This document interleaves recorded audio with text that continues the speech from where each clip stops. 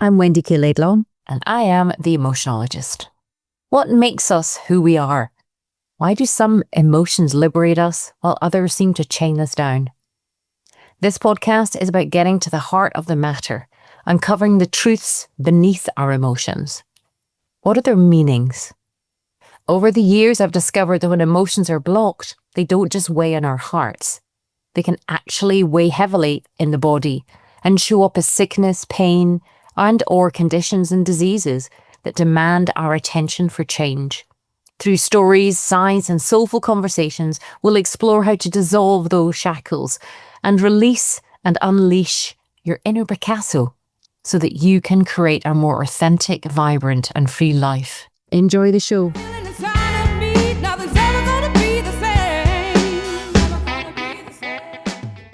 Hey everyone, it's Wendy K Laidlaw, and as always, I do hope that this message finds you well. Well, today we have an amazing guest on, and I'm so excited to be chatting with him. His name is Michael Meade. He is a modern day mythologist, storyteller, and teacher who seeks to bring wisdom of ancient stories and mythology into the life of our contemporary world. He weaves together in the most wonderful, poetic way, mythology, deep psychology, poetry, rituals, and cross-cultural traditions, crafting a kind of living mythic medicine for the inner and communal revival. Over decades, he has worked with populations ranging from youths who are at risk, to prisoners, to veterans, and also unhoused to spiritual seekers as well. And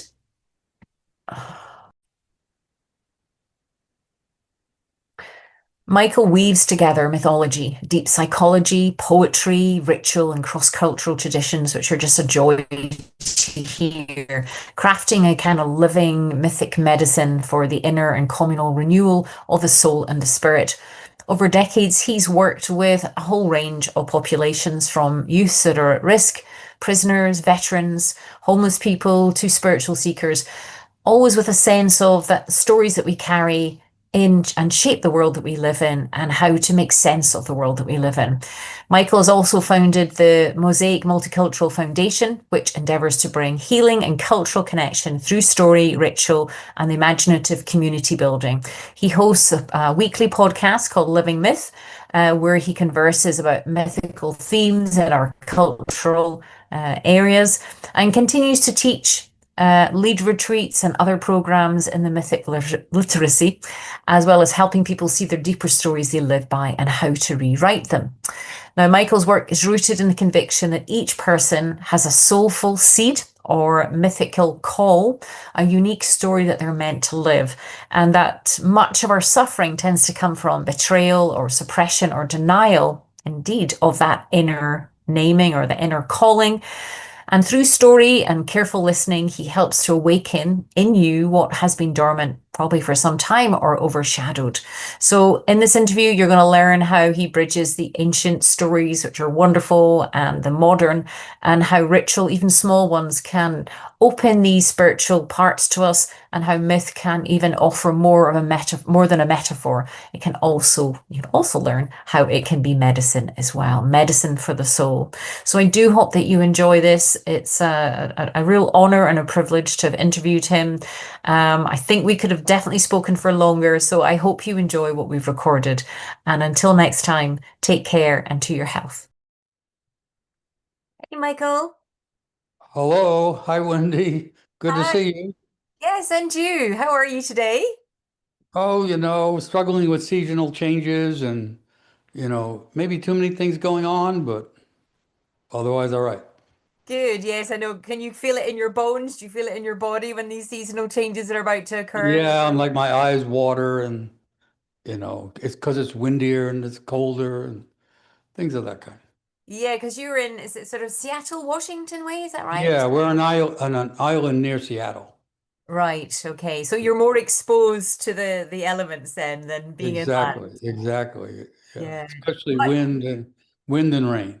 yeah, much like Scotland, we get the Icelandic Yeah, easterly wind, yeah, and oh my goodness, it cuts through you like I don't know what. yeah. Yeah, and the Worse. body adjusts, but it takes a couple of weeks.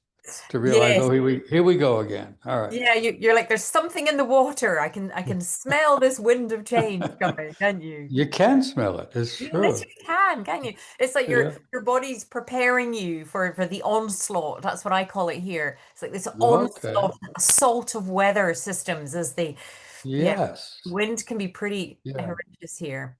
And where are you exactly? In Edinburgh, in Oh, Scotland. in Edinburgh. Okay. Yeah. I've Have you been. I visited. Yeah. Oh, Yeah. I loved it. fantastic. I loved it actually. Yeah. So Yeah. I thought when did you visit? it was a ways back. It's a ways back, but I just had a really good experience. Yeah. Good. Yeah. I thought Yeah. it was a very lively city with, you know, light and dark and edges. I found it very interesting. Yeah, especially all the old buildings and things. Did you go up to the castle and Yeah. Yeah. yeah. Yeah.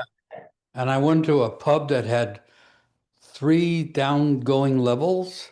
And as Yes. you went down, the music got older. And way at the bottom, there were these people doing, a cappella, no Yeah. instruments, just a cappella songs. Just It a was, cappella. it was Fantastic. fantastic. Yeah, I had a great time. What time of year? When did you go? Was it August time at all or Yeah, I was in early fall, early fall. yeah, you probably came at the best time, which in the month of August, we get over like Okay. 3,000 acts come to Edinburgh and they call it the Uh, Edinburgh Fringe and comedy festivals and musicians. And mm. it's just electric, the city with all this. I think our population doubles in August time. It's the same thing here. Is it? August is the best month here, and this little island gets way more populated, Yeah. especially for that month, and you can almost count on it being, good weather. So, Oh, good, good. We yeah, we have no, we don't have that much luck for the weather. I'm always like, that's why we're so friendly because our weather is so foul and unpredictable. That's why we always talk. In fact, I've got a little book in my bathroom, and it shares about the sort of 26 different types of rain we get here in Scotland. oh, wow. Yeah, horizontal rain and attacking rain and just all different types of rain you get. So, what about where you are? Do you get all these We different don't, Americans don't have that kind of poetics, They use a few words for everything, types? like there's rain, there's pouring rain, there's, downpour, and then there's flood-like. It's not very poetic. Well, I, in Scotland, Michael, we use the phrase drab and dreich, which is about, how damp and grey it is. Drab and dreich is we say that a lot in Scotland. It's like and this we are autumnal. ent we're entering here at least 5 months of drab and dreek. Oh It's no. literally began last week, and everybody knows it. You know, Yeah. It's like oh brace no, yourself. You know it's coming, don't you? yeah, yeah. Well, look, thank you so much for taking the time. I know you're a busy man and I've been following you for a while on YouTube and you're a Patreon, I'm a member of that. And I think I found you on Threads. The algorithm thought, I think you need this at the moment, Wendy. And you came up, and I just really resonated with what you were saying. There was so much beautiful wisdom and the stories you were telling. And I remember one of your videos. I went onto YouTube, and you were singing an African song or whatever, and I could feel like these tears like coming down Mm, my. mm, And it was just so beautiful how you're able to mm. encapsulate stories from the past, which of course has so much wisdom, as I say, but they just resonate with your soul and your spirit, and then you Yeah, get to, be so gracious to Hammer sing the song, which I just thought was amazing and so touching, especially with everything yeah. that's going on in the world. Oh, thank you for that. Yeah, yeah. I think we need both spirit and soul right now, and Gosh, and spirit's all the ideas and inspirations, and then soul is the heart and the yeah, deep body and the ways of connecting. And song is something that actually does both. Song pulls spirit down, but it brings the soul up. So, yeah. so Oh, I, that's I'm, I, interesting. yeah. Yeah, So I use chants, a lot yeah. for myself too.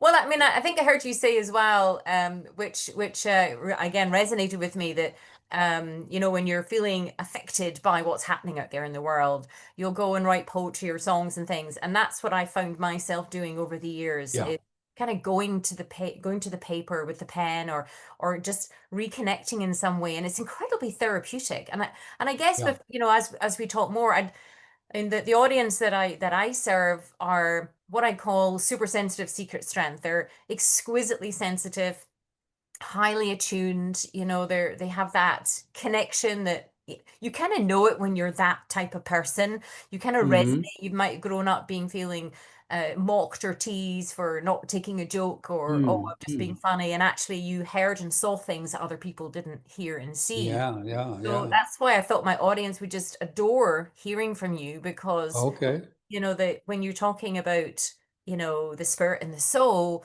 it's not really talked enough in the way that you talk about it. I've heard other people talk about it, Okay. but I Yeah. love how you pull from the old stories and the tribal things as well. But before we get into that, I'd love if you felt comfortable to share your beginnings, your upbringing, and kind of Sure. when you Yeah, first felt that calling yourself. surely. Yeah. I'm pretty comfortable with that. Good, Less yeah. comfortable with my eyes, but yeah, I'll stop doing this as It's soon as we okay. start recording. So yeah, so we're recording now. So if it's Oh, okay, okay. just to Okay. share, I imagine you as a little boy, perhaps like hearing and seeing and feeling things that perhaps other people didn't hear and see and feel. I wonder, is there truth in that? Is that how you felt growing up, or? Yeah. Yeah, I was very imaginative as a child. I would get images and even dreams, and they seemed to be just problematic for my parents and for the adults in general. So I stopped talking about those things. But it continued to happen. And Mm, then one story I tell is how, so I'm growing up in a poor neighborhood in New York City, in an Irish neighborhood actually. mm, And so one of the things I learned as a child was not to ask for what I wanted, because first of all, I wasn't going to get it. And second of all, like the whole family was depressed for 2 weeks when I asked for it and no one could provide it. yeah. And so the problem with that usually is then you repress your own desires. And so comes to my 13th birthday. 13 was a big year for me.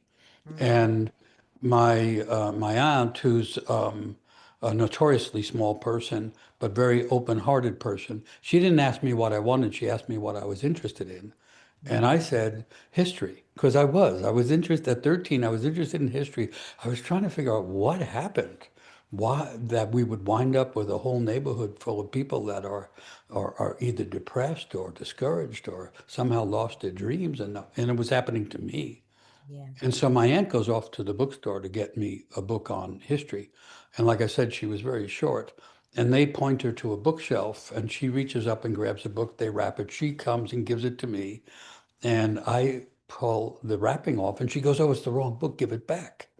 And I'm holding it and going, "No, I'm not giving it back." Because I can see on the cover there's a flying horse, and there's a guy sitting on the horse shooting this arrow that's arcing into the sky. And I know I want, and she's going, "But it's the wrong book." And then I tear the rest of the paper off, and it says Mythology by Edith Mm, Hamilton. mm, So I read almost the entire book that night. And the reason it connects to the idea of the sensitivity and all, I found the language that was natural to my soul, which was yeah. mythology. I just immersed in those stories. To me, it wasn't history I was looking for. It was mystery I was looking for. And that was the realm of mystery. But also they were the mysteries that explain what was going on. Ah, I got insights that now I understand were psychological as well as mythological. And I was now seeing the neighborhood and my parents and the family and the country through mythological lens. And so that was an amazing thing for me. And it really changed my life. But the same thing happened when I told my parents what I was now interested in. They just shook their heads like, "What are you talking about? Go to mm, school, learn what they're teaching." When I told teachers, they would just say that it makes no sense. mhm, So I had this thing that I knew was a language, my language, or the language that spoke to me. yeah. But everyone around me thought that it made no sense. So it made it much more difficult for me to eventually figure out, no, this is actually a calling. that this kind of imagination, this kind of language is calling to me.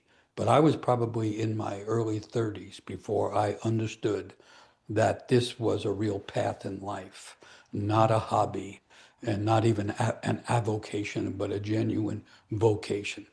Yeah, and what a beautiful story. And for 13, of course, there's so many changes going on in the body anyway, but for your aunt to be able to kind of get that book, how kind of synchronistic is that to get that book and you just like relate to it in such a way. And as you say, just like these stories, it allows the communication and the expression of the sensitivities and the feelings and everything to form in another way, doesn't it, in our minds to kind of go, oh, that makes sense. So I'm at 13. I'm in a what we call the crew, which is a local gang. Yeah, All the neighborhoods had gangs, and if you're not in the gang, then you are the prey for all of the gangs. And absolutely. Yeah. and I wasn't introverted. I was an extroverted kid, so I had to be part of things. So Yeah. I'm in this local gang. And of course, we're experimenting with what you can do with various opportunities in life. And some of them are pretty shady. And and I'm saying to my friends, we're not a gang, we're Jason and the Argonauts, which is a story in the book about, and Jason and the Argonauts are setting off to find the missing golden fleece, which turns out to be the golden unifying element of culture that has gone missing.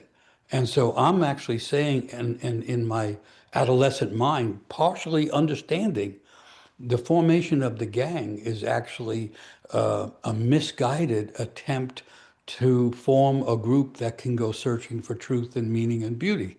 And so, I mean, literally, I'm seeing the world around me differently, Yeah. and like I said, it took me 20 years really to realize that my calling was to live that kind of truth and that kind of path, Yeah. regardless of what other people might think. But how incredible at that age, because there's so much happening in the body and Yeah. the brain and the hormones and trying to make sense of things. And as you say, you're growing up in a family who don't appreciate that these questions that you're asking at that time. I mean, I joke that I popped out of my mum feet first, different, asking why. I kind of joke about that. So it sounds like you always had that curious mindset right from a very young age. I had a very curious mindset and I had intuition, Wow. which is misunderstood in cultures like America is particularly extroverted and Yeah. sensate, Mm. material extroverted attention. And Yeah. so just like a lot of women have intuition and it gets, disregarded or not understood for the power that it has. Well, that was happening to me as a boy also. And so eventually, what I had to understand was there was something in me that was connected to something much bigger than me. And the fact that people around me not only didn't see it, but were like defended against it, Yeah. really didn't count that much. I had to find that kind of connection. And then I wound up, kept falling back to story. When I Mm. was defeated by the world, I would go back to a certain story. And then eventually I realized, oh, I'm guided by stories.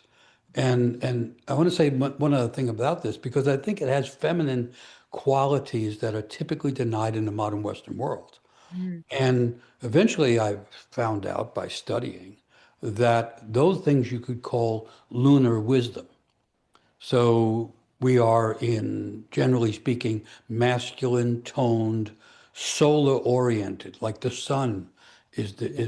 is the ruler, and Yeah. everybody's trying to get high and be seen in the light. Well, in ancient cultures, they used to think or imagine or say that the moon was more powerful than the sun. And a Mm. person could say, how can that be? The sun comes out every day and brings the light, and without the suns, the plants won't grow.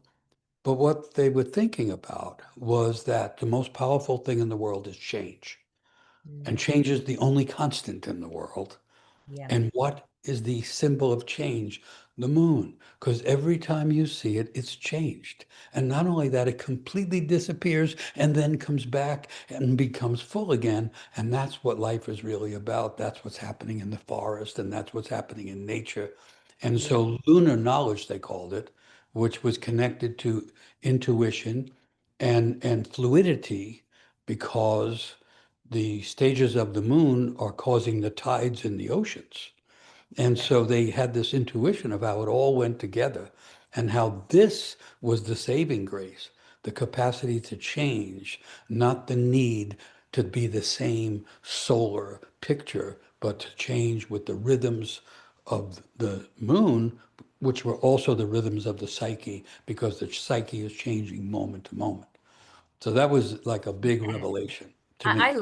love hearing that, and it makes so much sense, doesn't it? And as you say, rather than like the sun and wanting to be seen and shine all the time, but actually the changing, because you do see and feel people, and I've been there myself in the past where I've stuck rigidly to a relationship or a job or to a thing because I was attached to it, the ego and everything was attached to it. I had this saying which was um I was stuck in my ego was stuck in a velvet rut, but my soul wanted to grow.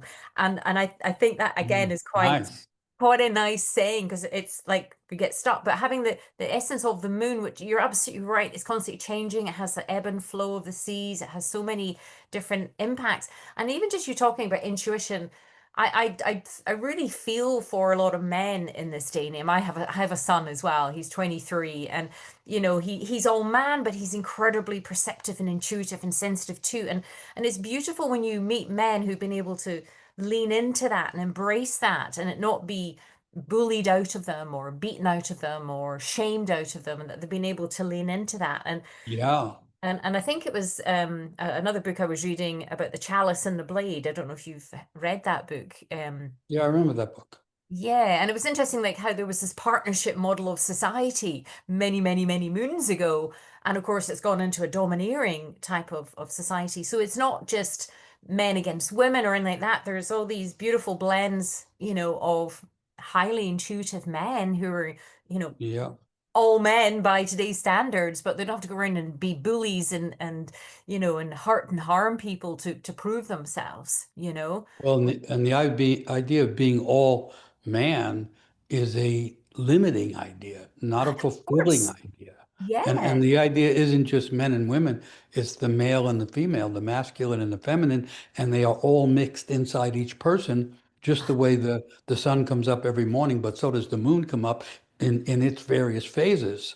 And if we're Absolutely. And not, I always feel the need to say that because I don't want a man to feel that I'm feminizing him. But you're absolutely right. We have the male and the masculine and the feminine in each of us. And I just don't like that sometimes they're pitched against each other, men and women. And of course, there's reasons for that. But I do love like bringing up my son. It was felt very important to me for, he journals in the morning and he meditates and he's very grounded. He loves nature. He notices the sunsets and the sunrises and things. And I'm just like, oh, thank goodness, because I know once now that he's connected to nature and himself through his journaling and meditation, he will be guided, internally. And I feel my wow, job as a mom is to make sure that he keeps coming back to himself.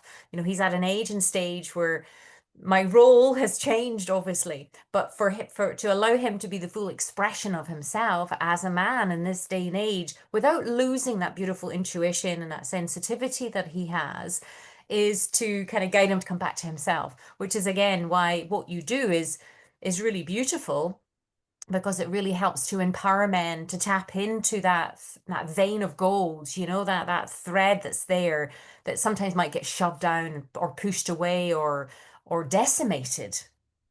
yeah, which is just a shame and a Ah, cultural failure. yeah, The first book I wrote was called The Water of Life, not The Power of Life or I went right for the water, yeah, because the water is that which connects all things. It's the reconciling element in existence. absolutely. And then water has, in cultural imagining, more feminine qualities, flow and that kind of thing. Yeah. But I did a lot of work with men. I mean, a Mm. lot. I work with men in prison. I work with gangs on the street. I work with successful so-called men. I've worked with a lot of men. And Yeah. what matters at meaningful points in life is not the simple manliness. It's actually the quality of soulfulness. It has Mm, to do with the heart and the soul, which, by the way, brings in the body, yeah. because the lunar knowledge is connected to body knowledge or body wisdom. Yeah. And our body is giving us information all the time. But I can tell you the way I was raised as to be a man, kind of Mm, what you ignore all that absolutely. because it is mysterious and Mm, it makes you like open your senses and be open to imagination more and intuitive energies more. yeah. And we still have this binary oriented Western culture Mhm. that sees those things as less than, when in the long run, they are actually more than. I mean, I'm going with the ancient idea that Yes. the moon is stronger because it understands that change is the essence. And Uh-huh. something you said at the beginning struck me because there's an old idea that says the soul, and each person that's born in terms of the old imagination, is a soul coming into the world. And Yeah. the soul is here to transform. Uh-huh. And that means to transform means to move from one form to another. And Yeah. so the more that we're capable of transforming, the more we are genuinely present in the world. Mm, And in a world that's full of radical changes, mm, the inability to transform gets yeah. people stuck, and they can be stuck in depression or just stuck in the sense of exclusion or stuck on one side of a false binary division. Yeah. To be Absolutely. alive right now, we need to be fluid. We need to be open to change because it's happening whether we like it or not. And I completely agree with you. And I just think it's such a shame, isn't it, that there's this narrative to fear change, because we all seek change and fear change in equal measure. And that kind of but you know, the stories you tell and the way that you teach is very much just like the moon. It's changing, it's constantly changing. And like Yeah. nature, it goes through the seasons. You know, I have literally have like a botanical gardens in my kitchen. Like I have plants everywhere. I love my plants. And I kind of I can tell how well everything's going in my life by my plants, are they being taken care of? Are they Yeah. growing flowers and all that kind of stuff? It's kind of like miniature Yeah. garden. Yeah. But they like I was telling this to my children the other day. I'd potted up some peace lilies. They're the easiest plant to grow, and I can't kill them. And then when they flop, they tell me they need water if I forget. But I just potted one up, and then like 2 months later, the roots were coming through the pot again, so it needed potted up again, and I could feel myself going, "But I've just potted you up. Why do I have to put you into another pot again?" And it struck me, where's that thinking coming from? Like, why am I? Mm. That's what I want, isn't it? I want that plant to grow. So why am I getting frustrated that I'm having to put it into another pot and put more soil into it? And it was interesting because I think a lot of that kind of comes back to ourselves. We kind of, cling on to things, and that's where. And I have to mention this before I forget. I heard you say once about the child ego. Have I got that right? Is it the child ego? And I Yeah. thought, what a beautiful pairing of words. And it made so much sense in that moment why we get stuck, Yes. why we get It's, attached to things, because the yeah. child invariably. My daughter's a primary school teacher, and I just written my first children's storybook called. Oh, congratulations. Yeah. Thank you. Called Emotional eaglet. That's great. Ella the Yeah. Emotional Eaglet. I Yeah. get it. I'll send you a copy if you like. And Okay. and and just hearing how they speak at 5 and 6 and 7 years old, it's so Yeah. clear, definitive, kind of yes, no, black, white ways. And it's such a shame at that. And this is the whole my book is about change and about feeling separate and how to, come back into the self and to journal, because you probably see there on the front she's got a little pen and she's got a journal. So the essence is for even little ones to connect to themselves through the pen and the No, paper. no, it's brilliant. It's brilliant. So I thought You if I can make, get them to have that concept earlier, to hear their inner calling, hear yeah. their hearts, perhaps they can connect to themselves that wee bit earlier. Well, later they is one when they really connect to it, but getting the seeds in there makes Yes. it more possible. You made me think of a little story about a Yeah. woman, and the woman Oh, well, it doesn't explain what happened, but she must have ended a relationship or something like that. And she was living by herself and she was feeling very lonely. And she realized she had to do something. And she was walking down the street and passing a pet store. And in the window was a bowl with a goldfish. And she thought, that's it, I'll get a goldfish and then I'll have a companion. So she buys the bowl and the fish and she puts the water in and and every day she communicates a little bit with the goldfish, which is swimming around and pretty happy to be there. And then one day she realized the water's getting very murky because the process of the inner life of the goldfish is making the water murky and she has Yes. to clean the water. So she goes, what do I do? And then she realized, oh, I'll run the water in the bath. I'll put the goldfish in the warmish water of the bath and I'll clean the bowl and then put the goldfish back. So she's cleaning the bowl, which is like your potted plant situation. And then when she goes back to get the goldfish, which is in now an ocean of water compared to the bowl, and the goldfish is swimming in the exact same circle that it was swimming in when it was in the bowl. And she stopped and realized that's what I'm doing. Yeah. In my life, I'm swimming in the same size circle, and I'm afraid to get into the bigger waters of life. And that's another reason why I'm lonely. And Yeah. so I thought that was a great little story about transformation. Um, Absolutely. and then what it brings up, which you're pointing at, like I'm imagining you with the potted plant and going, I just did this. That's the voice of the ego. Yeah. The ego wants to be in control. Order, control, everything perfect, all squared off. I can sit and relax now. Yes, and yet the ego is completely unsatisfied and unsatisfying. And the soul, or the deep self, if you want to talk in psychological terms, the Yeah. tension is between the limits of the ego and Mm, the limitless qualities of the deep self. yeah. And the plant in the pot is a perfect example of it, but Yeah. also the goldfish. And Absolutely. so the first thing is to realize we're all swimming in circles that are too small that Yeah. have been predetermined by parents and family and community and culture, Mm, because as we said earlier, the culture will tell someone that they have to be more manly or more womanly when that person may have a completely different plan inside, or the fish absolutely. inside them may have a different idea. And Yeah. so our real job in life is to transform and because the world is falling apart, because we live in mythological terms, sometimes they call it the dark times, or in India, the Kali Yuga, a long dark period. Yeah. And the unusual thing about being alive now is nature is rattling while culture is unraveling. That's a very historically unusual. And the psyche knows it, just the way Yeah. the psyche knows that the moon is in its phases, kind of whether we're paying attention or not. The psyche, even if we cut the news out, the Yeah. psyche can feel that something's wrong in the world.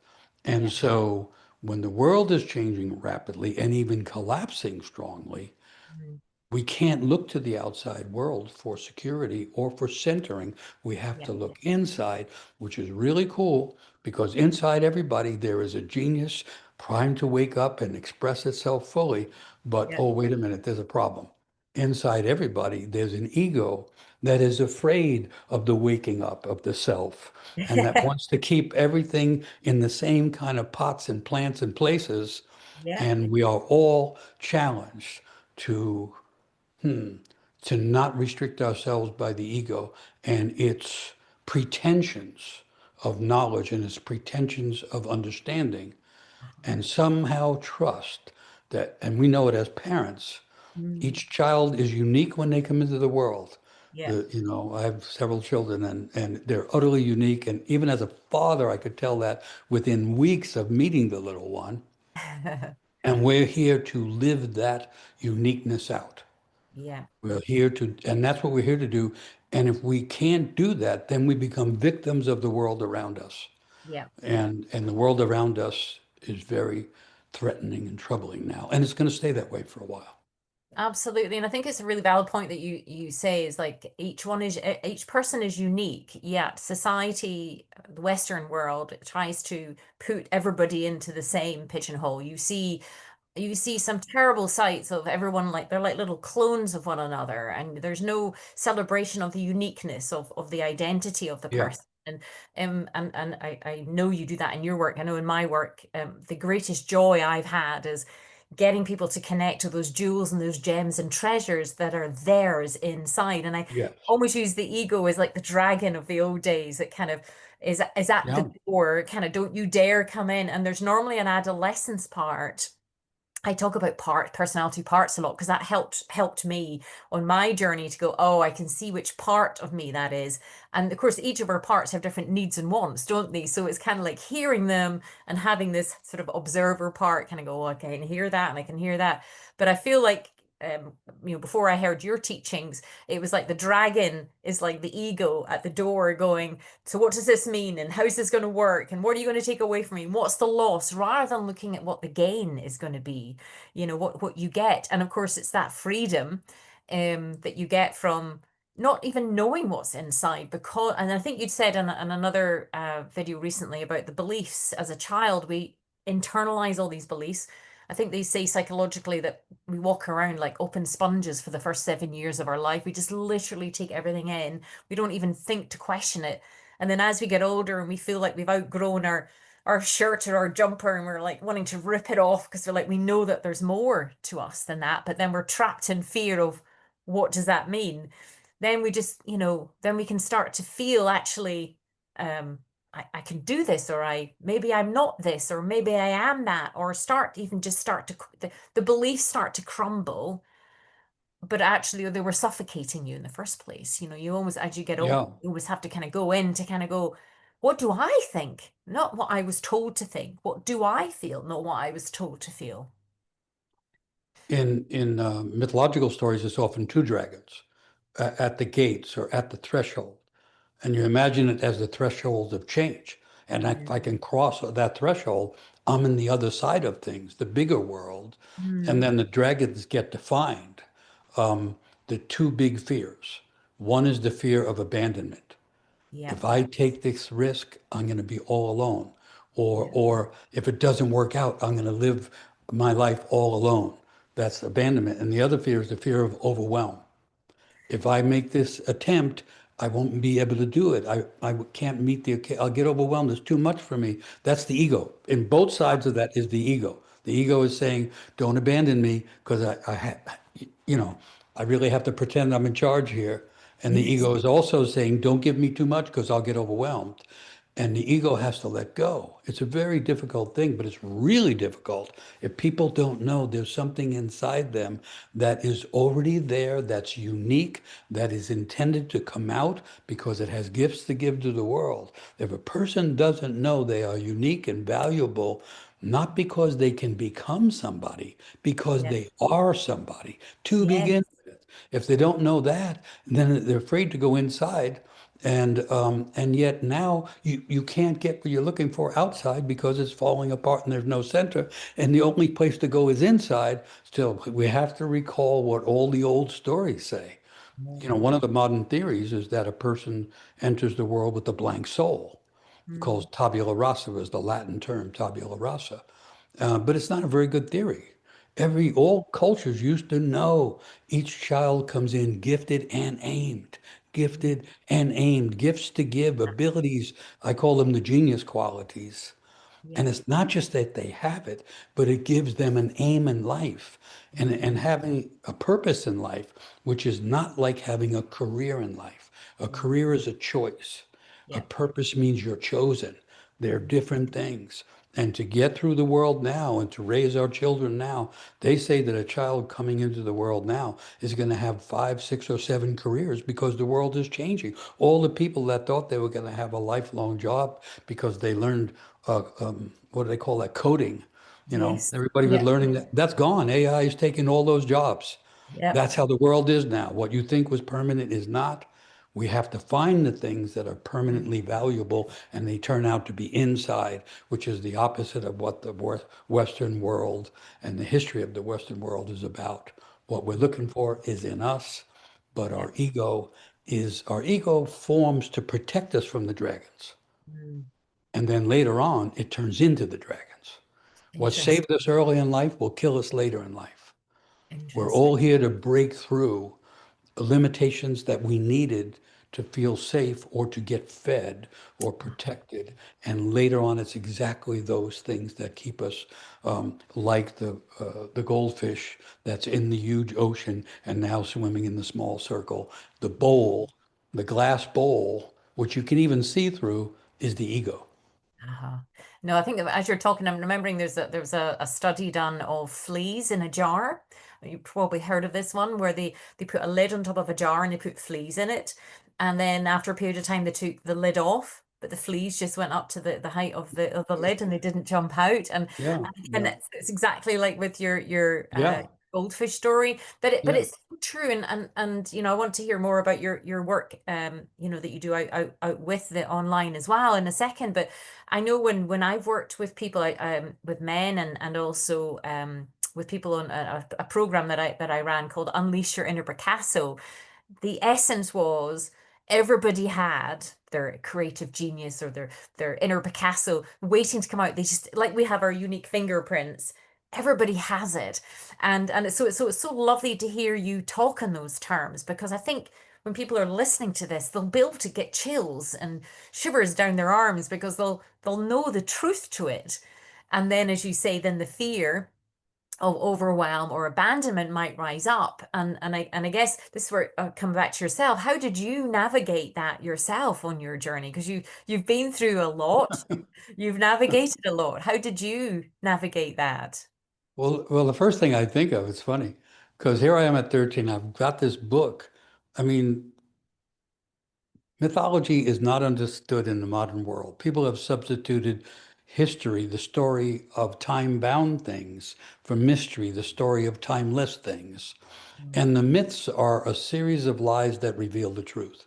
So the idea of the myth is not that it's factually true, Uh-huh. but it's about the facts of life, not the facts of the matter. And Yeah. so in mythology, you have all kinds of characters that they're called archetypes that Mm. represents what's inside us. And Yeah. so I had been exposed to this world at 13. And at 13, there's enough mental awareness and things like that to get it. But then to integrate it and to live with it becomes a much bigger struggle. And so in a sense, I could see myself, younger self, standing there with this surprising knowledge and hearing my father, who was always saying, "Who do you think you are?" And my father had grown up really poor. He was Mm. the youngest of 11 children, and really poverty circumstances. And he had to leave school at third grade.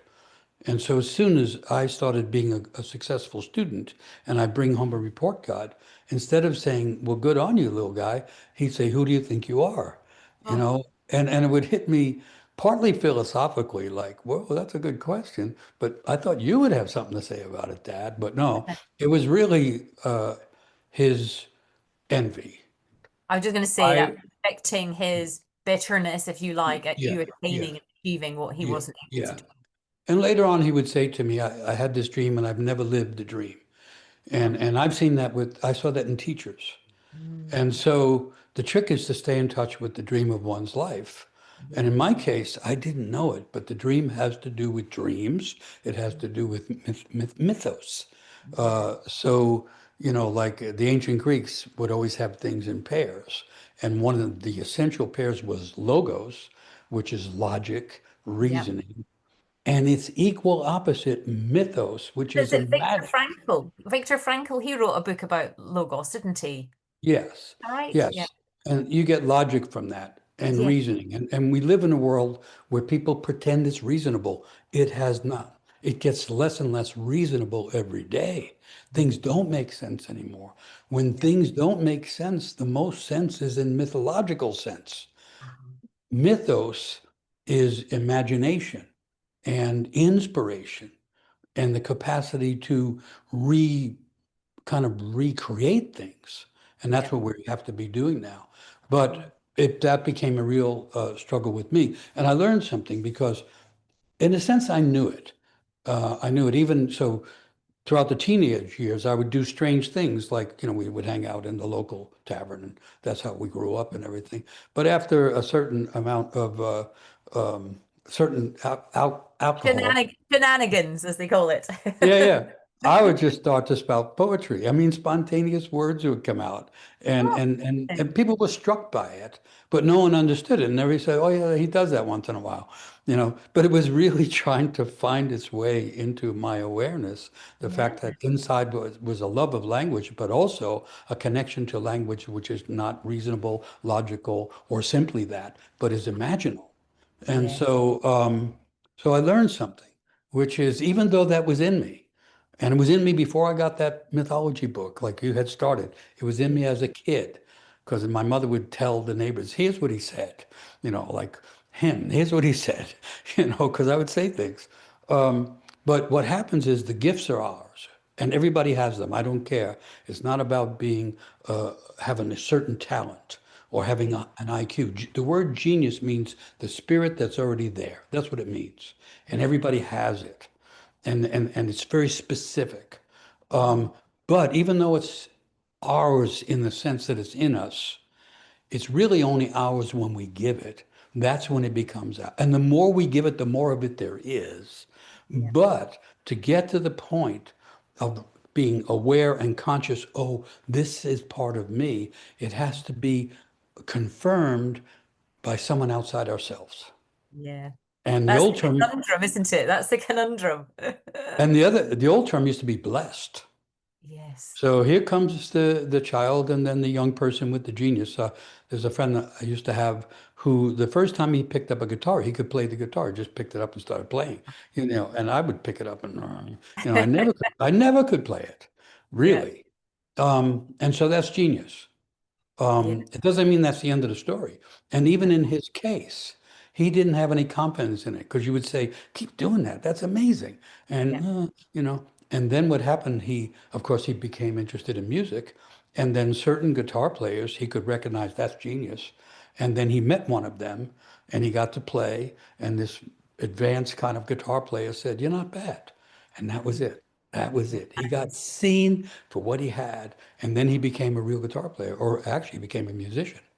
And Fantastic. so we all are on that kind of path. Everybody has it inside.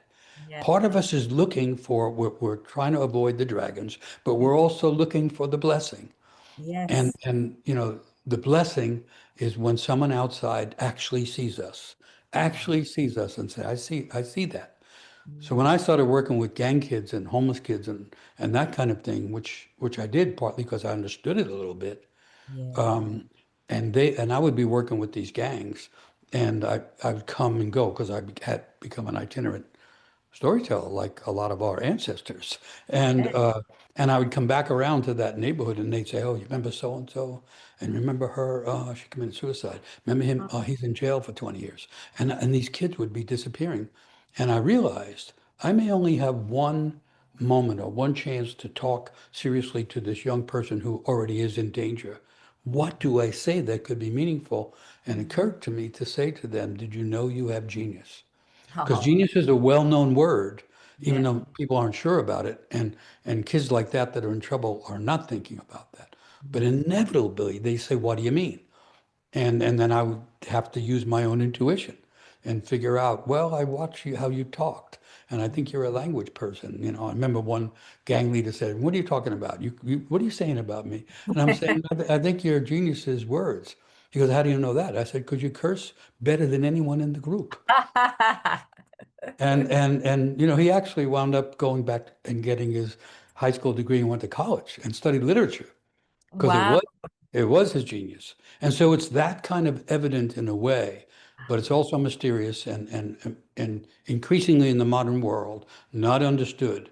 And Yeah, everybody's saying you have to go through school and get all your grades and all. And that stuff is really good because they're socializing while they're getting the education. But the word education is from the Latin educare, and it means to lead it out, to lead it out. The word instruction means to pack it in. Most of school is packing it in. A yeah, real teacher will lead it out, and the it is the genius of the person that is waiting to be attended to and to be blessed. And then when a person has that, they have a much greater sense that they are someone already, that their Yeah. life has meaning, and that there may be a purpose to their entire being. Yeah. And I, so I that, love hearing this because I don't know how many people, very famous people I've heard say that just one teacher or one person yes, believed in them. And, yeah, for you to be able to give that to the people that you're speaking to, because a lot of these people just never felt seen or heard or valued or even yes, had yes. anyone mirror them or reflect back to them in a kind and respectful way, and it's so powerful, so powerful. Well, yeah, and it's not just the ones who are ignored or rejected. The ones who excel in all the conventional ways are at great risk Mm. because if we're not connected to the essence of ourself, the Yeah, higher we go, the more we move away from who we are. And that's true. so for all, because I work with the children of the privileged, and the privilege, if children have too much privilege, they have less chance of finding out who they are. And in the end, that's what matters. It doesn't matter what it looks like to other people. Yeah, When you get down to it, whether it's because you find yourself in exile, or you have an illness, or you lose a loved one, or you have a meaningful separation or a divorce, what matters is who I am when I am with myself. yeah. And who we are as ourself is actually a greater, more specific, more valuable thing than we usually think. Mm. And like I keep saying, when the world is in this kind of condition, we cannot get uh, we cannot expect the outer world to give us a sense of center and meaning because it's losing its own center. We Absolutely. have an inner center. You could call it the soul or call it the deep self. Mm. And that's what we're here to discover. Yeah. Oh, beautifully said. There's so much truth in that. You can kind of feel it in your cells and your bones, can't you? So was Yeah. there a poignant person in your life that was able to reflect back to you? So a number of things happened to me. So people will say, well, how do you find your genius? And Mm. it's not an easy thing to say because if it was, everybody already would have figured it out. Yeah. And so part of the issue is that your genius is unique. So the way you discover it can be unique. And that's why a person's story, like we talk about nowadays, is so important Yeah. because the personal story, the genuine personal story, will usually have two main elements that are trying to get recognized. And one I call the genius, the Yeah. gifted self, and the other is the wounded self. Yeah. Carl Jung, the famous psychologist, once wrote, I think he wrote it, genius hides behind the wound. Ah, right. And remember I said that the genius wants a blessing. Uh-huh. And the French word, the blessing comes from the French blessure. And the Mm. word blessure means wound. Ah, right. The blessing not only confirms the gifts, it confirms the wounds. Yeah. And so the first, so that a person needs to deal with both. Yeah. When I'm afraid to go inside myself, I'm afraid of two things, really. I'm afraid that something in there meaningful and Mm. bigger than I'm ready for. And Yeah. I'm afraid I'm going to have to go near those wounds that I Ah, got early in life. yeah. And, I'm sorry to say, in general terms, everyone's gifted and everyone's wounded. Of That's course. the story. And so Yeah. when a person becomes celebrated, we call it celebrity now, Mm. celebrated, it's usually for their gifts. But Uh-huh. when they are celebrated in public and they are raised in terms of everybody begins to see them as a star, Uh-huh. well, a star is a bright thing surrounded by darkness. And as Mm. a person gets elevated, the gift gets more profound. And it's usually associated with gold, like you get a gold record or you get the gold statue for the Emmys or the Grammys or whatever it is. Yeah. And as that's getting bigger, the wound is getting bigger too. And so Mm. people who get elevated eventually fall into all kinds of dark trouble. And we watch it over and over again. Yeah. But we're watching it because it's happening to us. Uh-huh. So the first problem is you don't know what your genius is. And the second problem is you know what your genius is. Because now you have to live with it. Absolutely. And living with it means that I am living with my woundedness as well as experimenting with my golden qualities or my genius self or my giftedness. And Yeah. that's the struggle of life. That's the meaningful stuff. Yeah. And I'm talking about it more and more because Uh-huh. that's what changes culture. There isn't Absolutely. going to be an idea that everybody agrees on. No committee's going to solve what we're going through. No. Um, but a whole bunch of people awakening to their genius Yeah. will individually begin to heal and solve things that seem unresolvable and unsolvable. And Yeah. one person's genius is, I met these people that were figuring out how to use mushrooms to get heavy metals out of streams. And they've Oh, actually figured it out. And it was all younger people doing this wild experiment that no one knew about, essentially. So yeah. there's people doing that. And there's someone else that can figure out psychological issues, or someone else who can figure out medical issues, that can be imagined and invented. And then Yeah. there's someone else that has an idea of how you really negotiate peace instead of Mm. just pretending that you have an agreement. The word peace means to agree. And Yeah. and there are people that can really figure that out. And so the way we solve the problems of the world, in my mythological perspective, is by having more and more people awaken to their genius. And then Yeah. those genius things are gifts that people bring. And then we have to be honest with each other, like with our friend, the woman with the goldfish, Yeah. and say, there's a reason why you are staying inside that little circle when the ocean is available. And Uh-huh. let's look at that. And then Yeah. we're back to the two things we're afraid of: abandonment and overwhelm. And then we're Absolutely. and then we're living a real life Yeah. because we're trying to be creative with our gifts, and we're trying to bring healing to our wounds. And so far, everyone who is human is wounded. So far, there may Mm. be an exception. There's people that claim to be an exception, but they're really wounded. They're But really detached from their wounding. They're in complete denial from their well, wounding. and they're usually putting their wound into other people because Absolutely. it Yeah. has to be somewhere. It has And to if be I won't somewhere. own it, I'm going to put it into someone else, I'll project which it is onto what someone else. Yeah. which on a collective level is called autocracy. Uh-huh. Yes. These powerful men that are in charge, in the United States, we're like leading the way in the reinvention of autocracy.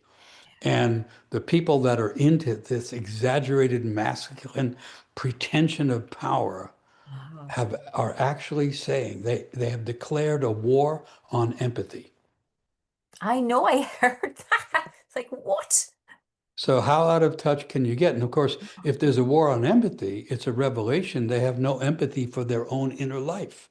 Absolutely. And because they're so insistently masculine, it means they have no empathy for the feminine qualities in themselves. And that's like living without a moon in the sky.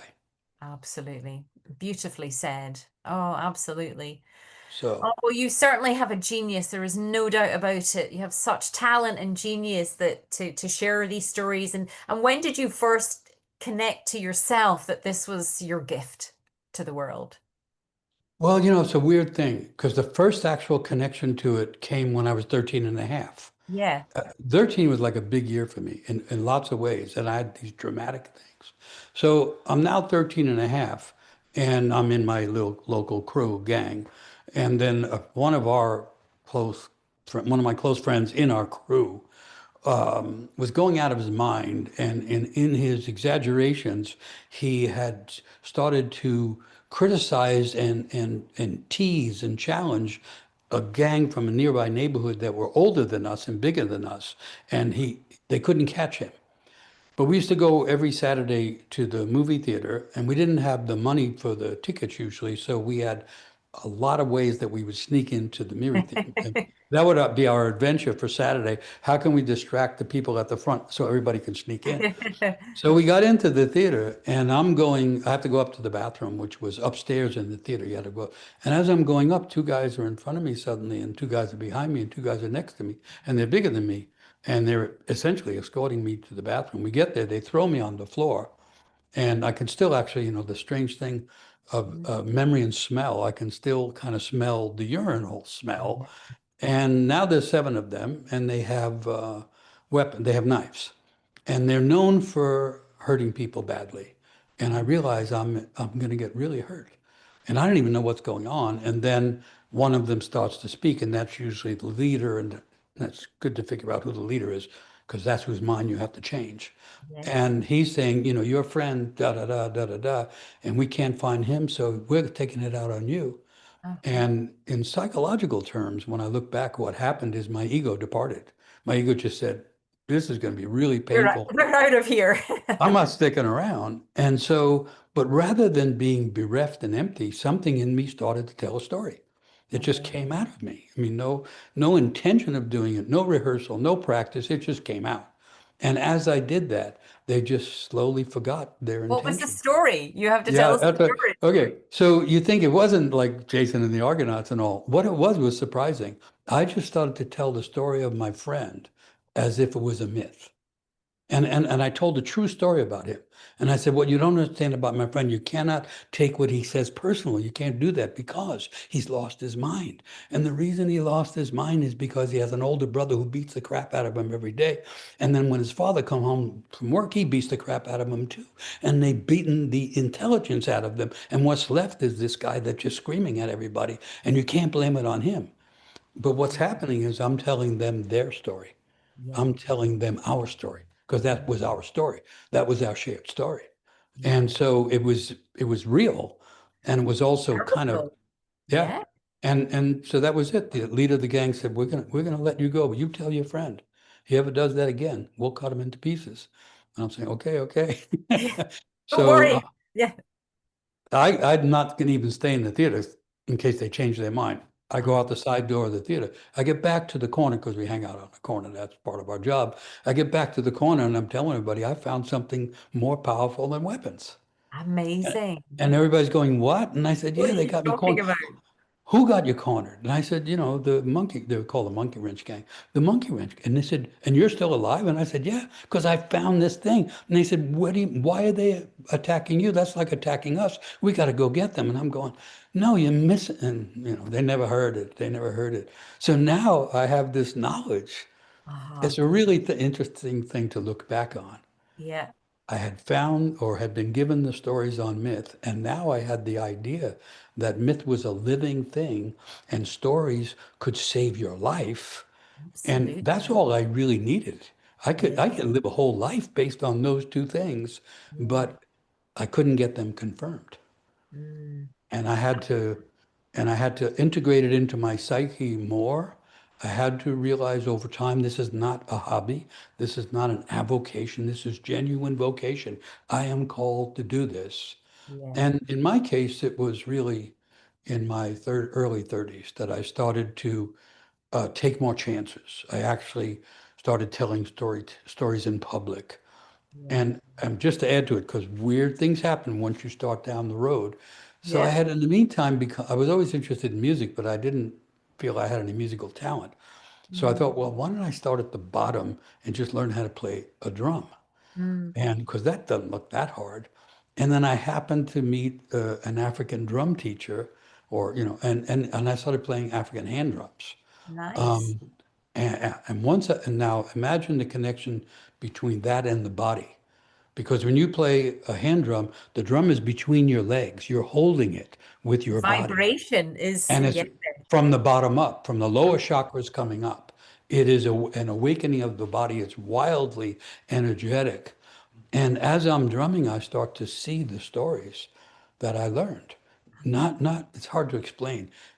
It's better than a movie Yeah. because when I'm seeing the story, I can zoom in on a certain detail and the Yeah. stories get endless. They get bigger and bigger. And so then I started traveling around playing drums and telling stories. I'd never seen anyone do it, even though it turned out to be an ancient practice. And now my imagination is soaring. And then Mm. I'm realizing, oh, the rhythm is what connects everybody. The story is what permeates everybody. And all of a sudden, I'm doing something that's pretty full blown and that is endlessly interesting to me and mostly compelling to other people. Yeah. And I'd never seen it done before, even Yeah. though in Ireland, they call it the Shanachie, was the storyteller, but also was usually a musician. Yeah. In Africa, it's a griot who is a storyteller who's also a drummer. Same thing No. in Alaska and so on. So I had discovered bumped into, rediscovered an ancient thing that I learned, no, this is an old thing. But the Yeah. way it came to me was as a new thing. Yeah. And because it was ancient, that allowed me to trust it more. Uh-huh. That it wasn't just my ego. It wasn't just, oh, I've got this gift. It was, no, I've stumbled in to this channel Yeah. that is both rhythm and language and voice. And I'm intended to live here. Yeah. And I think when I've heard you, and as I say, I think the very first time I heard you, you were singing a song, and I could feel like this tear coming down my cheek because it felt so primal and tribal and just connected to nature and things. So I can imagine with the drums, it's like our great ancestors. That's what they did around campfires and things, play music and share stories. Like we're wired for stories, aren't we? And what a Yeah. beautiful gives me goosebumps. But what a beautiful kind of like to step into that and also being in that situation at such a young age, that is genius to be able to come out with that story, which was truth. That's probably why it connected because of the truth Yes. of what you were Yes. sharing, but Yes. also it was coming from a different place. It wasn't coming from fear, it was coming from sort of truth and soul, if you like, It's coming from genuine knowledge. Uh-huh. And it took me a long while to figure this out. My psyche already knew their wounds Yeah. because we're all coming up in the same kind of wounded place. And Mm. so my psyche, whatever the soul Uh-huh. just said or just pronounced, here's Yeah. the story we're in. You think it's my friend, Uh-huh. but he's actually expressing what we're all feeling. We're Yeah. all screaming and we're all, in a sense, violent Mm. because we have experienced a violence that violates our sense of self. I mean, that would be the psychological breakdown. But But for it them came, to hear that from you, who being yeah, younger, and that truth to be told, that must have been very, clearly was very powerful for them to let you go, but it must have been, very poignant for them oh to, yeah, it and hit not, home. yeah, it hit home, Yeah. absolutely. Yeah, and it wasn't an idea. It was this flow of words. So there was another thing about it, was it came out in paragraphs, sentences and paragraphs, no hesitation, no pauses. It came out like I was playing a drum. It came out with its own rhythm, and that's part of why it was so compelling. So there it was in a like a 10-minute adventure, a drama, which was life and death. Yeah, So there was another message, was what's going to save me in this life is stories. That yeah, was, and you can extract from that is when a person aligns with their genius, they found that not only the way they are intended to live, yeah, but the thing that will save them from dying in an improper way or an improper way. yeah. Because along the way we die. That's an old Celtic idea, right? Death Mm. is the middle of a long life. It was an Yes, old Celtic proverb. yeah. And what it means is that, and Rumi, the poet, the ecstatic poet, says, "Die before you die." And Uh-huh. what it means is a little death before you get to big death. And Yeah, the little deaths are the deaths of the ego. yeah. And so And it's a really my interesting ego, concept, isn't it? yeah. And in that little story, I know my ego departed. Everything that I knew about me that I thought I was, the smart little, tough little kid, get out of here. This is going to be deadly. And Uh-huh. then what's left actually knows more about ourselves than we do. Yeah, And our ego has to die for us to get out of the fishbowl. The yeah. ego has to die again for us to let go of the idea that we're so great. It has to die again to let go of the idea that we're not worth anything. It has to die these various deaths so that Yeah, we're left with some kind of a more genuine version of ourself, which is yeah, who and what we were intended to be all along. absolutely. Beautifully said. And I have my own ideas, but I was curious to hear yours about like how do people let go of the ego? And what I know you talk about some daily practices that you do, which I'm definitely aligned with, like journaling and meditation Yeah. and things like that. But how, so if people are listening to this and they go, okay, Michael, how do I let go of my ego? I'm like super scared. Where do I start? What would you be saying to them? I mean, I don't know. It seems to me that there's two versions of the ego that are problematic. One is a pretentious part of myself, because the ego forms very early. It, Yeah. it forms apparently, at least I turn everything into a story. So when I study psychology, it becomes stories. And the story Yeah. that I figured out is that um, the core relationship, the original relationship is mother to child. I mean, it's the most intimate relationship we ever have. We're inside her body. Yeah. We're inside her dreams.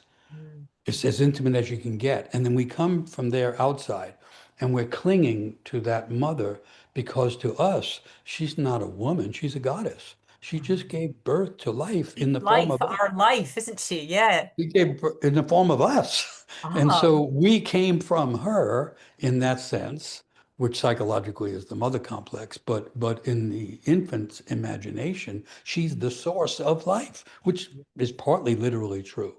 So yeah. we want her, the connection to her to continue, and we want it to be close and intimate and loving and admiring.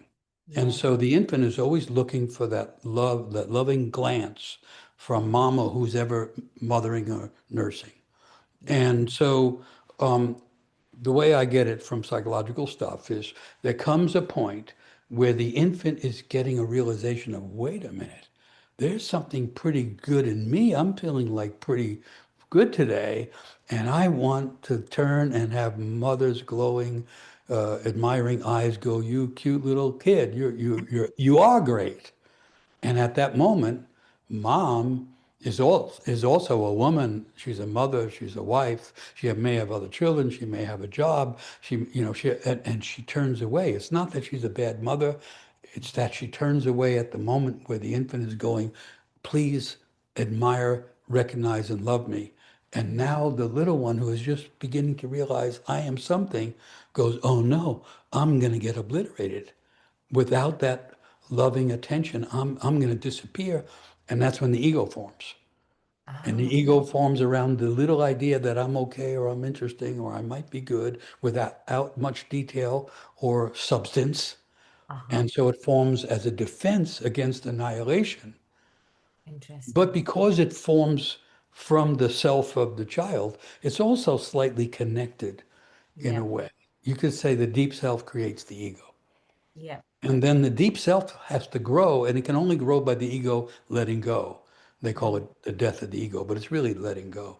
So the trick is, how do we get the ego to let go? And then I'm a little bit avoiding the essence of the question, but I do see it as two-sided. The part of the ego that says, I'm already great, everybody has to admire me the way I am, that has to die. But Yeah. also the part of the ego that's attached to inferiority and the Mm. idea that I'm really not worth anything, the kind Yeah. of self-loathing that everybody has, by the way, Yeah. that has to die too, because Mm. we're neither nothing nor are we everything. We're a Uh-huh. unique blend of things that no one has ever, Something. Yeah. yeah, of no one has ever seen before. Uh-huh. And therefore it's not a pretension of being great. It's a potential for doing or being involved with great things. But it Yeah. also has to have a humbleness that realizes that this genius thing is not me. It's coming through me. And Absolutely. so you wind up in a position of going, okay, I have these gifts or talents or whatever, and they work pretty well or whatever goes on, but it's Mm. not actually me. Mm. A real poet, a real musician, a real person, a real doctor, or, I mean, a healer. Yeah. Everybody really knows it's not us. It's something coming through us, and Yeah. it's coming through the gifts we had from the beginning. Yeah. And we have to become vessels for this energy coming through.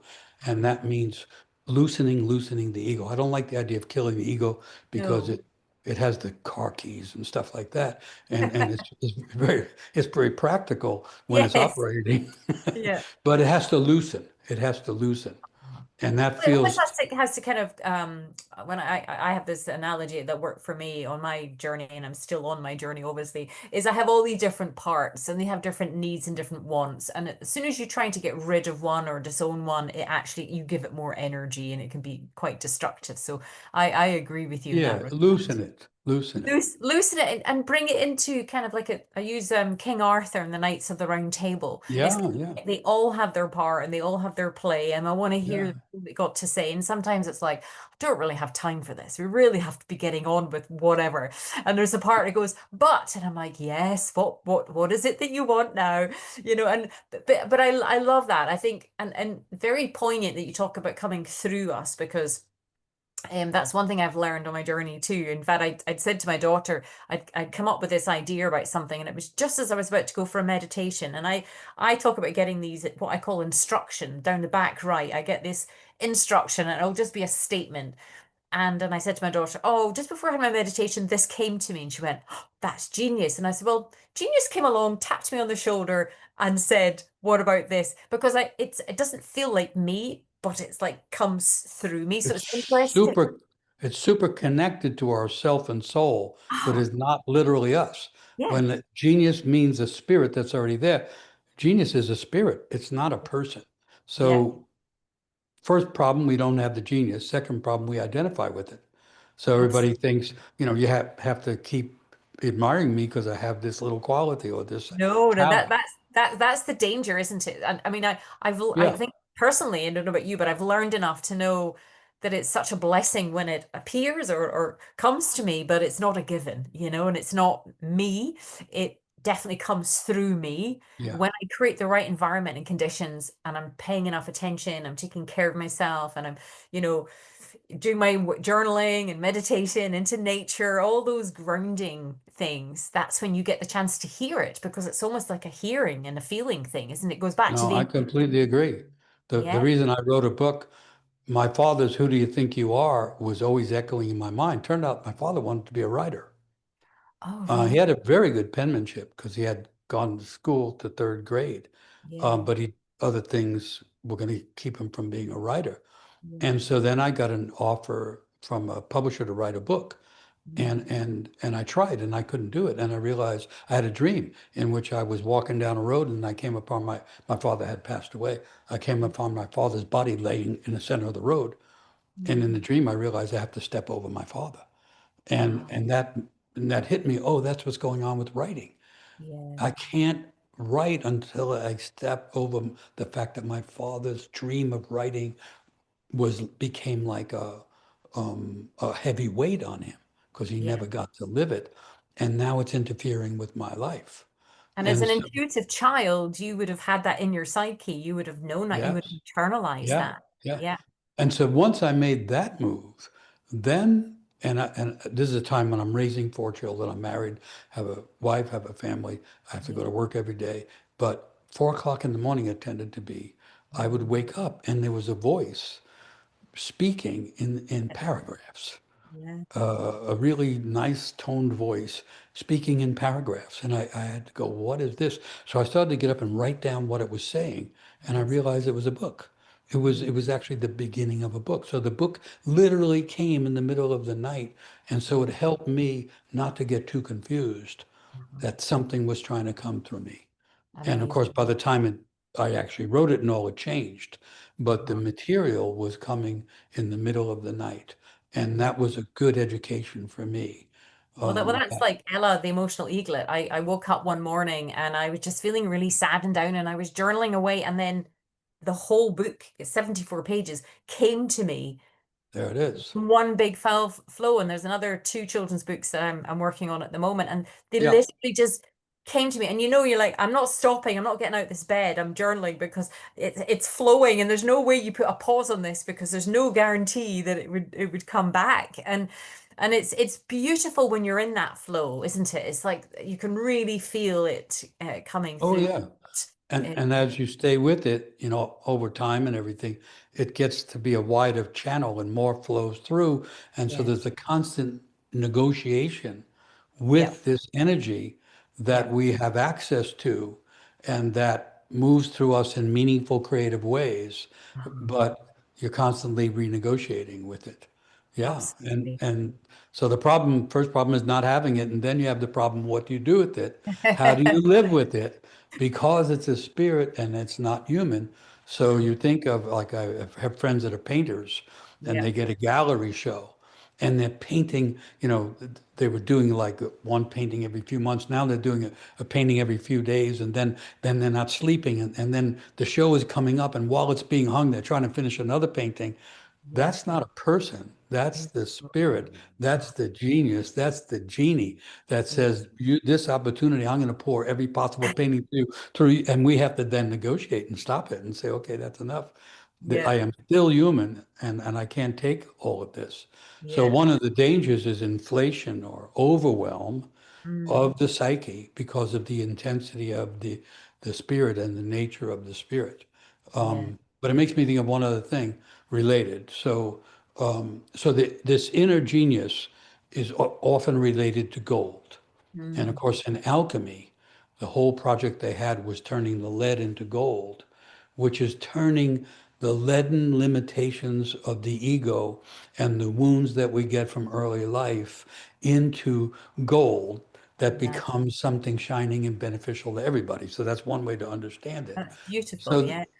so the word people use for that is talent, which Mm, comes from German languages, German roots.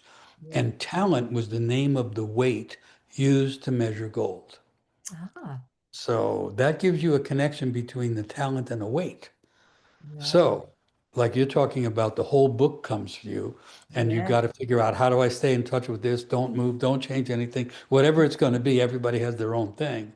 Yeah. Um, but let's say you didn't do that. Let's say you weren't allowing yourself to do it. I've got Yeah. to raise the children, or oh, I'm scared by this. Whatever it is, Yeah. then that golden thing turns to a weight on the soul. And there are a lot of people who are depressed because they haven't been able to let the spirit move through them.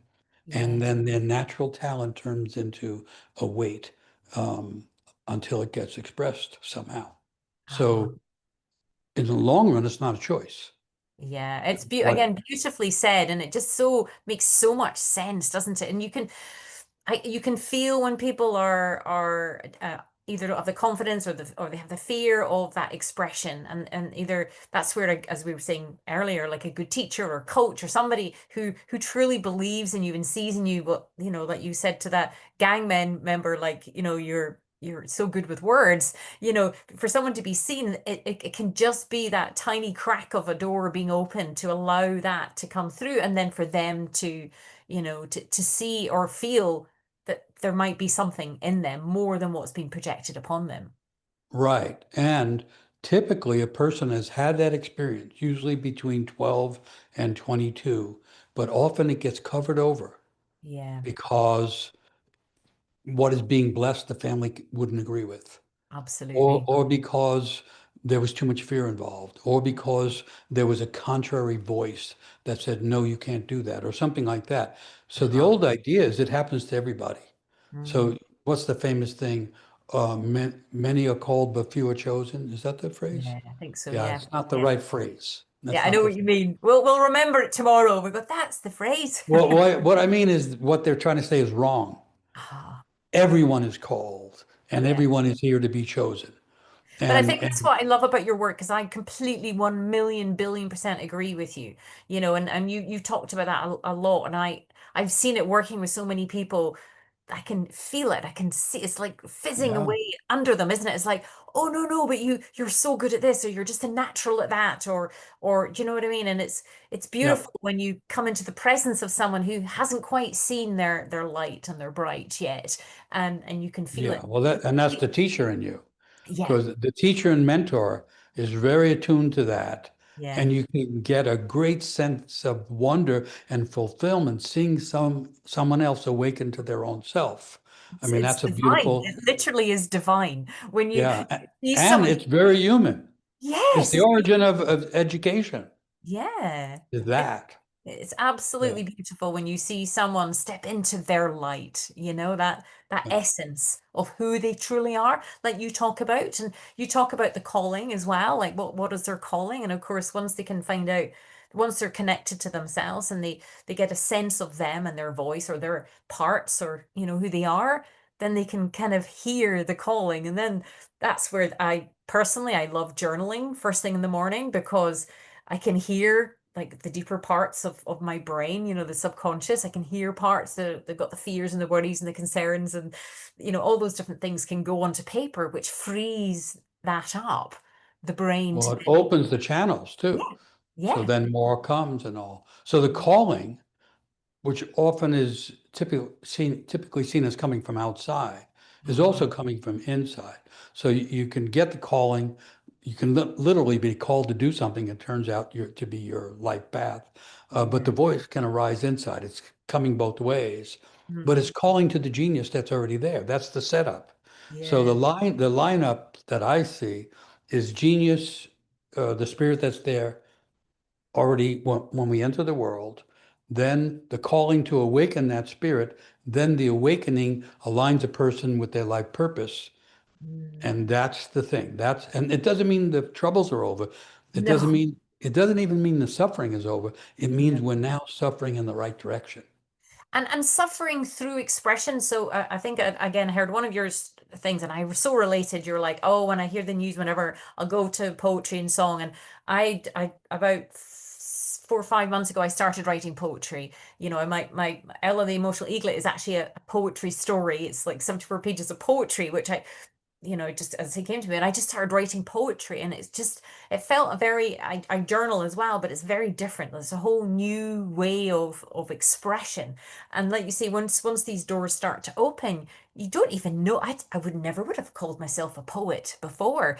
And I'm like, there's so much poetry coming out of me. I've got books after books of books that I've just written, and it's really joyful. And I use that word quite specifically to see that, because I feel myself going, I didn't even know that was in there, or tapped on the Great. shoulder and like opening it up. Yeah, yeah, Like yeah. yourself, what about yourself has surprised you about your genius of what has come through? Has there been other kind of elements in addition to your poetry and your stories and your songs that have given you such joy? Well, as an idea, I'd mentioned the Celtic or the Gaelic term, the Shanachie. Uh-huh. The ancient people did not separate story from poetry and song from instrumental music and all. It was all part of something coming from the muses. It was all the realm of the muses from which we Mm. get music, but we also get museum and we also get amusing. And so even not just the gift of gab, but the twist of humor, all is coming in a package that's different for each person. And Mm. so I didn't think I could play music until I stumbled into the drumming. And Yeah. then when I was young, I loved to sing. Mm. And when I was in a singing group, like a subway corner singing group, but something somehow got shut down. And I think well, I know it was partly my mother who would say, well, the last thing you want to do is be an artist because then you'll struggle your whole life, Yeah. and that's all you need. If you hear that enough, Oh, a I weekend. heard that growing up as well. Like I grew up in Yeah. family business of two generations, and it was like no to being an artist in any shape or form. Yeah. Yeah. And so even though I loved music and listened to music, I had a lot of musician friends. I recognized usually their talent I didn't have the talent they had. And I knew good singers. And I'd go, why even bother? But I found myself in these situations, and it turned out to have to do with people suffering. And I remember being in this several times in these situations where something was needed, and I would think, oh, the right song would Yeah. work. And then I realized no one's going to do it. And then I'd go, okay, I'm going to try this. And so it actually happened in sizable groups of people when I was afraid to do it at all. But Uh-huh. the reason I did it was because I thought we were at an impasse and the suffering in the room or the situation was so apparent. And the next word was going to make it worse, not better. And I Uh-huh. burst into song. Oh, And it wasn't because I had been learning these chants just because I liked them. yeah. And then that started to come through me. And then I realized, and at first I only did it when the pain was great. Uh-huh. And then eventually I realized, no, that's actually a really good thing to do like every day or every morning or in many situations. And then Yeah. I realized that the idea, sure, most people that sing in public have better voices than I do. That's fine. that's not the issue. That's the ego's concern. I was going to say that's the ego because, like, when I heard you sing, it was beautiful. There's not many singers that make me have a tear or two down my cheek, but it was beautiful. It definitely came from your soul. There was just something really Yes, kind of that like, was what it turned out to be. I oh, was interested in flamenco because of the gypsy roots which come into Scotland and Ireland, because yeah, and so on and so forth. And I was interested in all of that, and then in particular cantejando, which is the unaccompanied voice. And right. when they do it, they call the spirit of it is called duende. And duende is a spirit that arises from the center of the earth and comes through the dancer or the musician or the singer.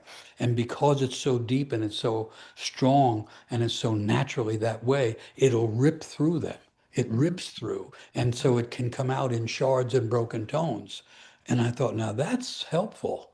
So if yeah, what's trying to come through doesn't have to be perfectly on key and in various harmonies, yeah, it might be more genuine if it just comes the way it comes.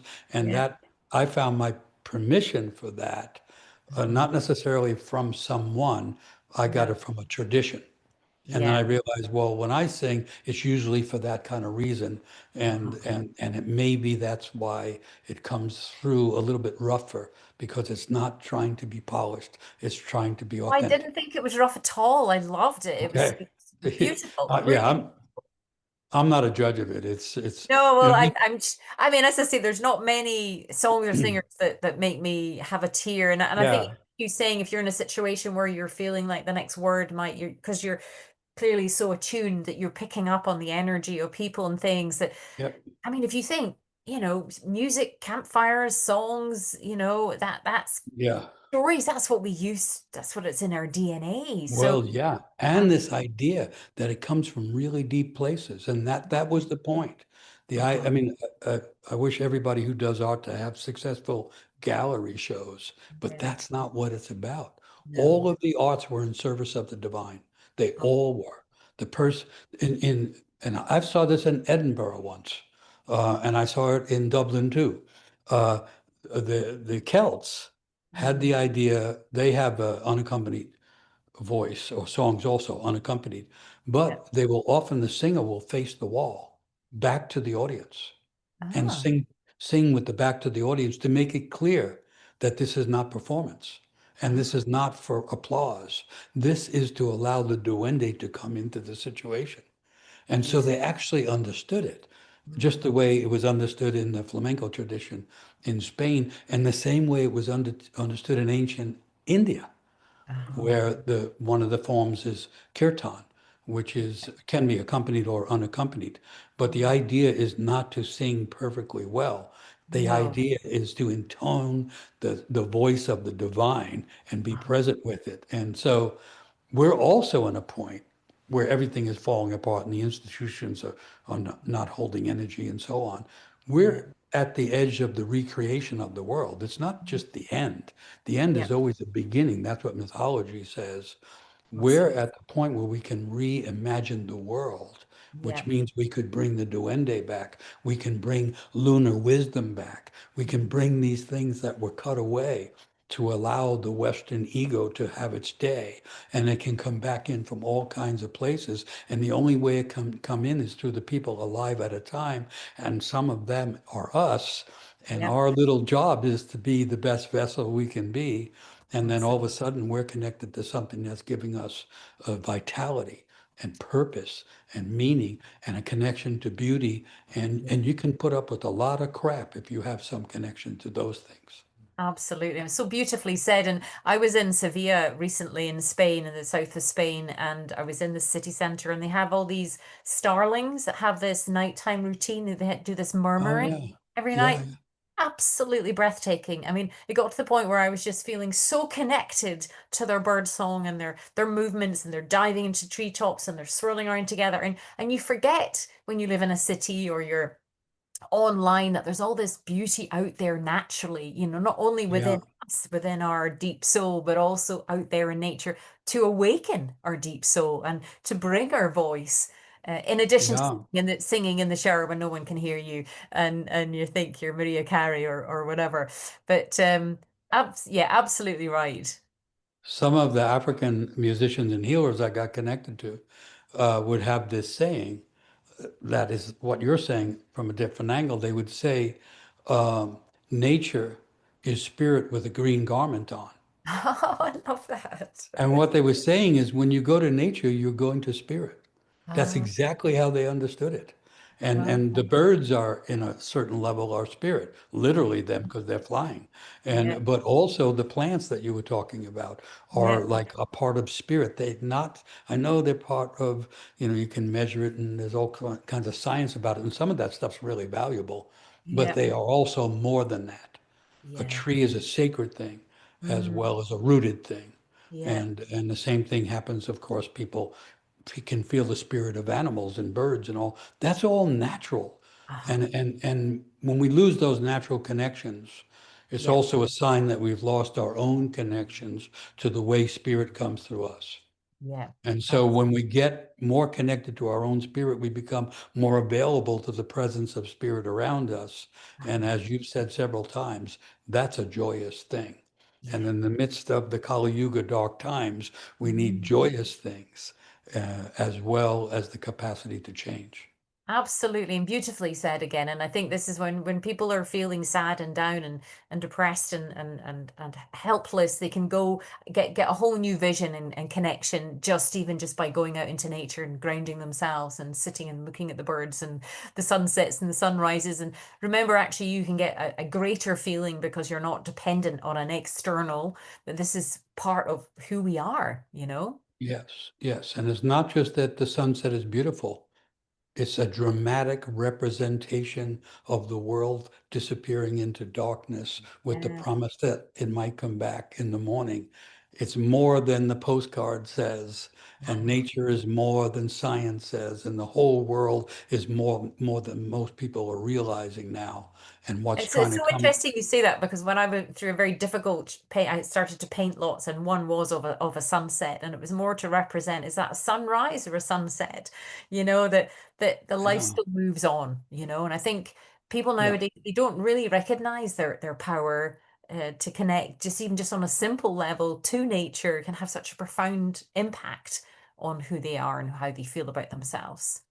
And when we make that connection, the stronger we make it, the more we realize that we can move on, that Yeah, we can tell the ego, we got to let go a little bit now. yeah, That whole thing where I shouldn't think that much of myself. Well, we're going to let go of that now because we yeah, found a better way to go with it. And so we'll just drop that. yeah. And that's part of the transforming Uh-huh. that turns us into ourselves, which is the only genuine option. Everything else is a dead end, a sidetrack, or a delusion. We're Yeah. here to become who we already are, and we have to, at some point, trust that. Wow. It's been such an utter joy to chat with you. I mean that. It's just been you absolutely have genius, talent, wisdom, insight, intuition, instinct. Coming through sometimes. Yeah. But thank you for being you and thank you so much for the work that you do. It definitely had an impact on me, which is why I wanted to share it with my audience. I'm so very thankful for you taking the time because I know how busy you are because you were working on another book or something. Is that right at the Yeah, moment? there's a book coming more slowly than usual, and then we're doing a lot of stuff online, and Yeah. there's lots going on. Yeah, well, look, I will put details down below. Your Patreon's amazing, your YouTube videos, your thread, your shorts, everything that you do. I've actually ordered one of your books. It didn't come in time, but I'm going to be reading all your books and things as well. But I just, And then the podcast every week. The and the podcast is called Living Myth, and it comes out every week, the middle of every week. It's free, and it's looking at the world through the lens of myth, and it's uh just stories and ideas and carrying on yeah, a weekly basis, just because it feels necessary to keep putting stuff out there. yeah. Um, so I it's can great feel being it with you, in, by the way. pardon? I said it's great being with you, Yes, I mean, and I can feel your spirit and your energy and that kind of like, I've got to get this out because it's so meaningful. It's like bubbling up inside you to come out and share. And as you've said, and I think I've heard you say as well, like, there's so many people that are tormented by whatever reason, and these words and these songs and these meanings, these myths, these stories land somewhere in the heart, and they can just help soothe the heart and hold the soul when people are feeling troubled. And this is why I wanted you to come on. So I'm so very thankful, Michael. Thank you so much. Okay. It's been And an thank you. absolute joy. Great to be with you. Wish you all the best. Thank you so much, Michael. Take care. See you All later. right. Be well. Okay. Bye. Thank you. Bye-bye. So until next time, trust your soul, follow your heart, and let your instincts play their part.